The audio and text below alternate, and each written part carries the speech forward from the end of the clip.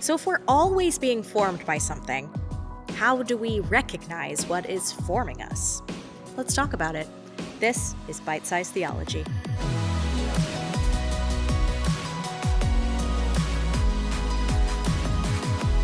Hey everyone, and welcome to another episode of Bite Size Theology, a ministry of Springfield First, where we tackle big topics around faith, one bite at a time. I'm your host, Allison Means, and today I'm joined by Nick Jordan, and we're talking about the weird messages we receive from culture just all the time. Absolutely. I like this question because it's certainly personal to me. It's personal to all of us, but I literally have a little Post-it on my monitor here in the church office that says, "What is forming me?" And some of that is a get back on task from whatever you're distracted by kind of thing. Yeah. But it really is something deeper than that. Just a sense of being shaped day by day by the way that I live my life, by the circumstances I put myself into, by the kind of media that I take in. Mm-hmm. It's interesting because you and I have talked about having somewhat similar kind of upbringing at evangelical church, and would talk about, or we've got Vacation Bible School coming up, and we would talk about like what goes in is what comes out kind of things, even like catchy songs that I can't remember, but you might remember some song that talks about that. And sometimes that would be used as an excuse to put yourself in only within like a Christian subculture. Don't listen to secular music. Don't read, whatever books or watch whatever movies. And so I felt like maybe in a sense I grew out of it, and then I kind of grew back into it in the sense of, oh yeah, things around me affect me. And it's the most obvious thing in the world. But I think about it all the time, especially trying to pastor and knowing that I don't have much of people's attention, and that they're being formed by all kinds of things all the time throughout the week. So at the most, if I preach 25 minutes, then they go through whatever the 250 plus whatever hours that they have for the rest of their week. And I don't know what impact I have compared to other things in people's lives. Yeah, I mean, if you think about it, the time that people spend doing church things, regular people, not people that work at church, because our number will be slightly higher. Yeah. But if you think about the time that people spend doing church stuff compared to just life stuff, it's a really small fraction of their time. Yeah. Even people who are highly engaged in the life of their church, it's still a pretty small amount of time if you look at all of your time. Sure. And I do think, I guess two things. One, that it is helpful. I talked I don't know when these roll exactly, but talked in a recent sermon about times where we take that inventory of our lives and where is my time going? Where's my energy going? What would an outside observer say that I care about based on what I do, how I live, what my calendar looks like? So there's that piece of it, but there's also just a sense of it can go both ways. It can be, well, I don't do much church stuff, or it can be, there are valuable things in my life that I know are life-giving, and that especially tend towards love of neighbor, for instance. So it's not like church stuff versus spending time with my kids. I hope we're not putting those at odds with each other. Let's not. or making dinner, or practicing a hobby, or taking in beauty of some sort in the world, or taking care of our body. But all those things, I would say, are asking the question of what is forming me. Yeah. Is it vegetating somewhere? Is it being active to the extent that I need to be? Is it entering into friendships with other people in real ways in which I really offer myself and they can speak into my life and I will listen? Or is it highly mediated ways where it's only people I already agree with, it's only in formats that I feel comfortable with, where I can back out as soon as I want to? And so to think about what are the actual life-giving ways of relating to people in the world, relating to God in the world, relating to myself in the world. And how do I do more of that and recognize that there are other things that just, they're harmful. And not even necessarily in a like black and white sin versus good kind of way, but in a over the course of life, what kind of life do you want to look back on, and what did you choose to be formed by over the course of that? Yeah, I think, and this is kind of a silly example, but I, many years ago now, I just was not, I didn't like how I felt, how I thought after I was on like Twitter for a while. Yeah.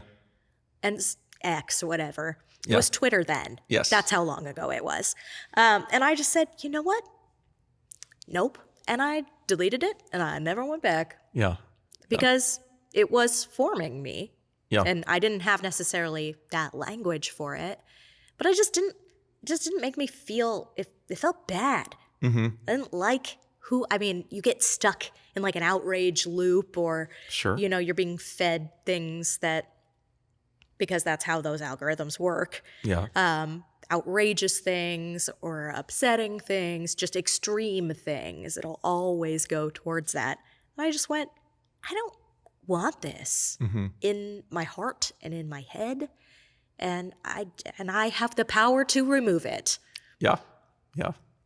Yeah. And that's hard, because you do have to sometimes go to more extreme measures than you think you would. Right. I know for myself that I'm always looking for something to be distracted by. Oh, yeah. So it feels a little bit like whack-a-mole sometimes to go from like, okay, Twitter, now I deleted that. Now I'm on YouTube, or now I'm on Facebook, or now I'm on the news app, or those sorts of things.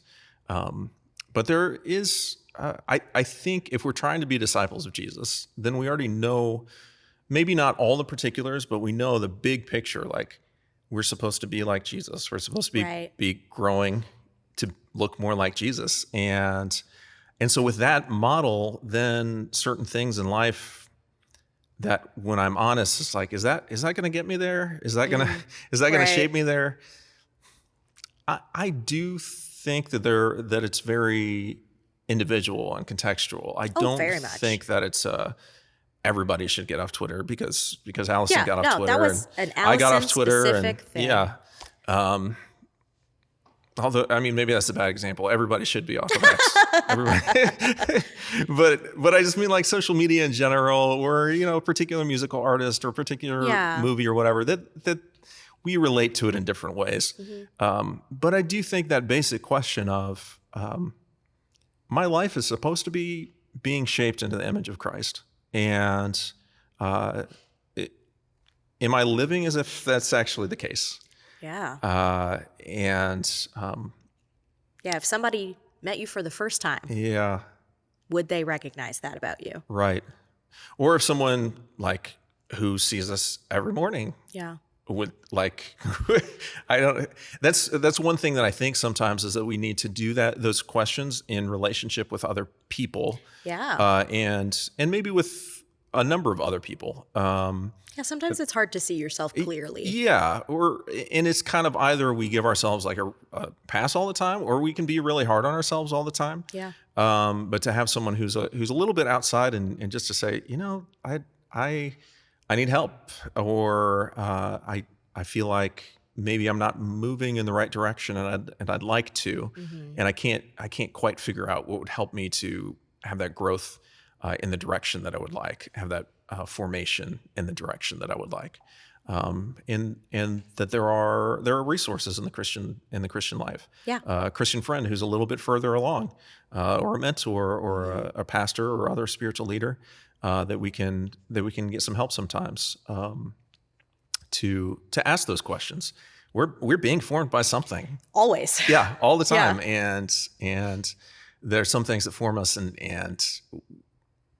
end up deforming us. And I think the real question is not like, is this holy or not holy? It's more, am I being more difficult on people in my life if I lean into this? Yeah. Am I staying in my own health and holistically or not. And realizing, I think, formation, we can also talk about, like you were talking about, making a choice that we do have agency within that. It's not just something that's happening to us, even though the forces that are happening to us are extremely powerful. Algorithms and all that sort of stuff. They are extremely powerful, but we do have agency within that. And both within ourselves, what God has given us, and the work of the Spirit in us, and the communities that we are placed in, that we are stronger than we think. And we're more imaginative than we think. Yeah. When we kind of get, I'm so tired, what am I supposed to do other than scroll social media? Maybe when our imagination's too small, someone else near us has been through something similar and can help us to navigate that particular spot. Yeah. Yeah. Or maybe you just need to sit in it for a little bit and get used to it. Yeah, that's true. I keep telling my 8-year-old this, that like, you can be bored for a couple of minutes. Yeah. You don't always have to be entertained. Has he echoed it back to you? Not yet. It'll happen, I'm sure. Yeah. It'll be very humbling when it does happen, absolutely. I know. Yeah, absolutely. Yeah. But yeah, we're being shaped by things all the time. But we can choose what things to engage with. And I hope that you will lean into that this week, and we'll see you on the next episode of Bite Size Theology. Thanks for joining us for this episode of Bite Size Theology, where we take big ideas around faith and break them down one bite at a time. We hope today's conversation has helped you grow in your understanding and sparked new insights in your journey of faith. If you found this helpful, don't forget to subscribe, share, and leave us a review. And as always, if you have questions or you want to dive deeper into today's topic, feel free to reach out. We would love to hear from you. Until next time, keep seeking, keep questioning, and keep growing.